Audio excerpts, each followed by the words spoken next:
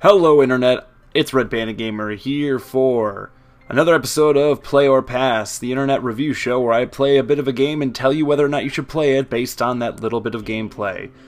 In this episode, we're going to be talking about Indie Game the Indie Game, which is Thomas Was Alive. Alive? No, he was alone. Thomas was alone. And, well, some might say it's a little too indie for its own good.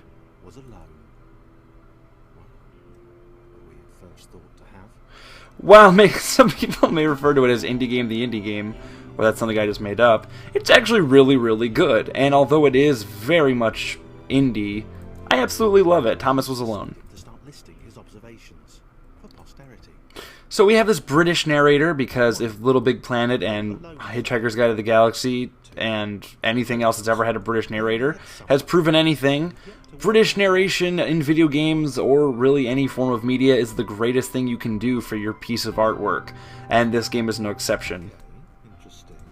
Portal did it too. Think. What if there was some kind of inverted fall? Some way to... what's the word? Jump. Well, that would be hilarious then. But yeah, this British narrator takes us through the whole game and actually creates a really nice narrative. I actually like it a lot. And the levels go through in like kind of a lab kind of way, like very similar to Portal in a way. It's hard to explain. This all seemed a little dangerous. The world was not to be trusted. It was unstable, and it seemed to Thomas that it could let him down at any moment. But yeah, this game just came out on Steam. It's been available for a while from the developer, but it finally got on Steam, as it should be. Steam can never get enough good indie games. Unfortunately, it's not available on console, but it is available on Mac and PC, where it should be. And it's really, really good. And there's, as you'll see later, there's different types of blocks that have different types of jumps. And I'll try my best to get to a point where we'll actually be showing 2 to 3 block puzzles. But there's 5 total, each have a different style of jump. And it seems very simple, just get your block to its little outline, or its portal. But it gets a little complicated once you start adding more blocks and more types of obstacles. But it is really, really good. I like it a lot. I'm really impressed with it. Those are checkpoints, by the way. If you fall in the water, you die. Pretty standard in a video game. And I believe there are 10 chapters. I could be wrong. No amount of observation or obsessive note-taking could combat that. Yeah, I'm pretty sure there's 10 levels. I could be wrong, though. But there is a lot of game here. Some people may argue that $10 is a little too much for this type of game, but I guarantee you it is worth it. It's got a lot of replayability. One thing that bums me out a little bit about this game, that I feel like they could have added just to add that much more replayability, is a timer. Adding a timer makes it so that people can replay the game and try to go faster. But since they didn't add it, and maybe that's just because they wanted to keep with the minimalistic, simplistic view, which I totally understand that, I just think it's a very easy and convenient way to add more longevity to your game. But you know, it's totally up to the developers. That's just something I would have done if I knew how to make video games. But I don't, and that's why I play them on the internet and judge them. But then again, I do make movies, and I do judge movies. So there's that. So we got through those first 10 stages. I submitted hundreds of bug reports. I told that idiot this would happen. Overlapping scripts. More than one AI was bound to be spawned into an environment at some point. Turns out I missed the point. That little error changed everything. So in between chapters we get these nice production notes, which actually are really cool. Who the hell did this Thomas think he was? Alright, so this is Christopher. He's the orange angry block. And we can scroll through our blocks with Q and E. And actually, Q and E also make them jump. Or, let me see. How did I just do that? Okay, so apparently Q is to... oh, I'm pushing W. That's why I'm an idiot. Okay, Q and E. Q and E is to change characters, but you can also use the number pad. And what we need to do is, if you can see here, since Christopher's a little fatter, he can't jump quite as high. So we need to use Thomas to give him that extra lift. And then when they both go into their separate portals, that's the end of the level. Sounds simple, but it gets a little complicated. Chris had been doing fine. He wasn't the highest jumper, but he'd held his own. He'd even been graceful at times. Since he can't go any farther, we need to go ahead and switch to Thomas. Not technically graceful, for the wrong word. Oops. But, you know, fine. was that skinny little runt leaping about like he owned the place. So yeah, there's this very nice, there's this very, very nice story piece going on here of just, of jealousy, of, we meet another character later on who's like one of the best characters in the game as far as jumping goes, and he's like very self-centered, very, he likes to help, but he's very, he's very cocky. But I don't know, I mean, don't really judge the rectangles by their covers, I don't know. But, there's a very cool narrative in this game that's pretty unique, in my opinion, that we have these really simple characters. More like it. A glowy white thing. Only Chris could get to it, which of course made it all the more enticing. What would it do? What new opportunity might this switch open up to him? So see, there you go, we get a little bit more view into it. It's just odd that they have character. To jump slightly higher than Chris. Fortunate. Seriously, this made the whole switch pressing thing entirely worthwhile. So see, it's funny because they're basically telling you how to play the game without directly saying, jump on top of one another to jump higher. Good? Because on the surface, it did not seem good. Chris was pretty scared. Well, Red seemed fine, happy to be on his merry little adventure. Chris couldn't shake the feeling that things had taken a significant turn for the worse since Thomas had joined him. See, so whoever's below cannot jump. Piggyback his way to ever so slightly higher platforms, but where had that got him? Well, to ever so slightly higher platforms, which was sort of his point. So yeah, the narration's fantastic, and that's why I keep pausing while my narration, I guess, my commentary, because I feel like it's such a big part of the game. And for me personally, when I first started playing this, it fueled my desire to get farther in the game because I wanted to be able to hear the next silly cutscene.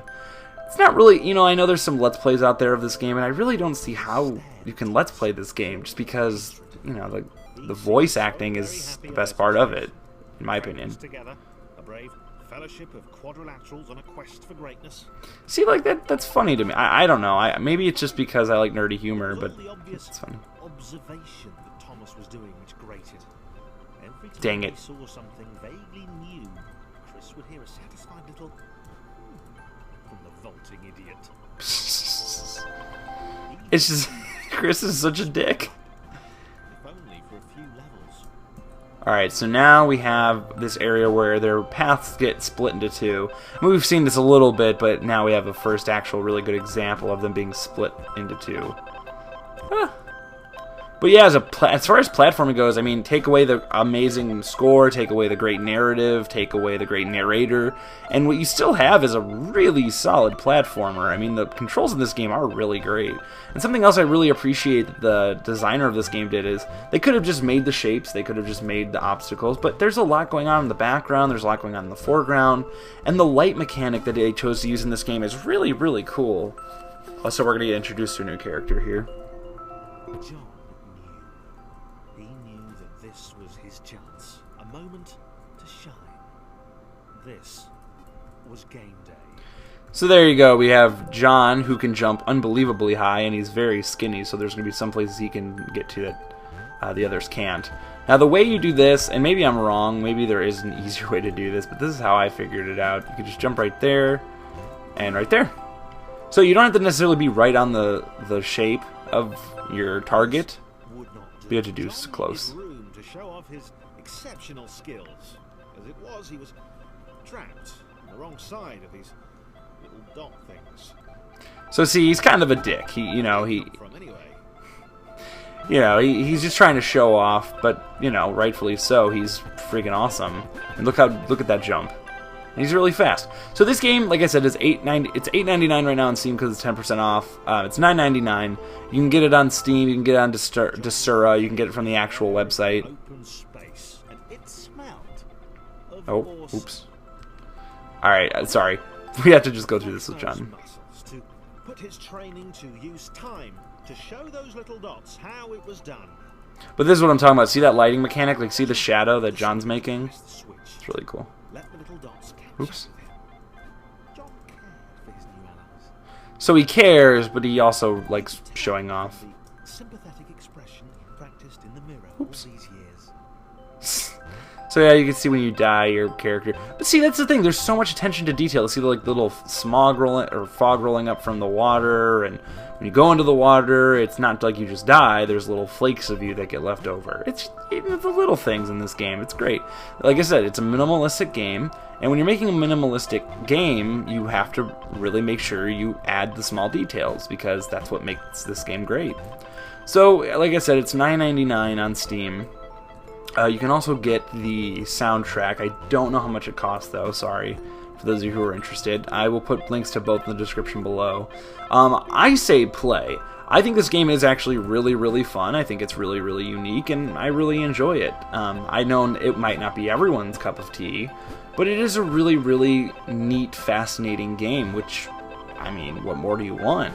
I've been waiting for something indie to come out that's really, really good. I feel like there's been a bit of a good game indie drought, and maybe I'm wrong, maybe I missed something, and if I missed something and you want to see it reviewed, please tell me, because I love good indie games. But you know, this game really is probably right now one of the best indie games out there, and I love it. I do think it is very, very good. Is it worth the $9.99 price point? Yes and no. I mean, it is a really great, unique adventure, and it does get incredibly difficult down the line. Like, you see me blowing through all these levels now, but honestly, when you get... Oh, wait, I forgot to do this. So we gotta let Thomas... Oh, no, I'm wrong. Gotta get John over here to help Thomas up. So that's what it comes down to. It comes down to, like, order of operations. But as I said, there's actually 5 shapes in the game, so you can imagine that once you get 5 shapes, it gets pretty crazy, pretty hectic up in here. But I say play, and I really only recommend this if you're a really big puzzle platformer fan. Obviously, puzzle platformer, there's no shortage of that genre of video game, but you know, that's because they're really good games. I really do like puzzle platformers, and I like them for reasons of this game, is puzzle platformers make some of the best games. Alright, so I think we also need to use... There we go. But this game's all about teamwork. He felt it was important to his image that he was seen to help the little guys. So he's basically a politician. Ha! Okay. So yeah, I give this a total recommendation. I think you should play it, especially if you like puzzle platformers as much as I do.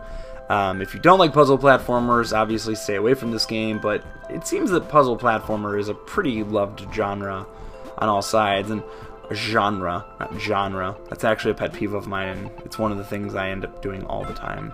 You know what? I think I already did this wrong. We need John's help. There we go. But yeah, if you like puzzle platformers like I do, and most people do, I totally recommend this game. I think you should give it a big old try. I think you should get it. I think you should buy it. I think you should buy it and the soundtrack, because both of them are fantastic. Wait a minute. I think I'm getting confused. Oh, you know what? I just realized what I can do. Just move him. See, you forget that you can have 2 people like on the same level on one shape, because it seems a little odd at first. But yeah, I gave this game a play. It's $9.99 on Steam. As I said, it's available for Mac and PC, and as you all know, I do use a Mac, so it makes me very happy when games come out on Steam that I can actually play. If you're not sure about this game for yourself, you can go ahead and play the demo. The demo is the first 3 chapters, so you'll get a decent chunk of the game to really gauge whether or not you want it or not. So yeah, go and play the demo for free. Gives you about 30 minutes of gameplay, or well, it depends on how good you are at the game, I guess. But yeah, go play the demo. I'll leave a description to the website in the link below. And I hope you guys buy it. If you decide to buy it, please let me know in the comments below. I'd love to know if if my videos have a effect on your decision of whether or not... Whoa, okay. Whether or not you decide to buy a game. It makes me feel great that I can help developers in that way. And I'm going to actually end this episode now. If there's any games you want to see reviewed, or if you are a game developer and you want me to review your game, go ahead and comment down below, or I guess if you're an indie developer, send me a message on YouTube. But yeah, guys, thank you all so much for watching this video. I'm Red Panda Gamer. Please like this video, favorite this video, comment this video, subscribe to my channel if you haven't already, and do whatever you gotta do to share love. I'm Red Panda Gamer. See you guys next time. And thanks for watching Player Pass.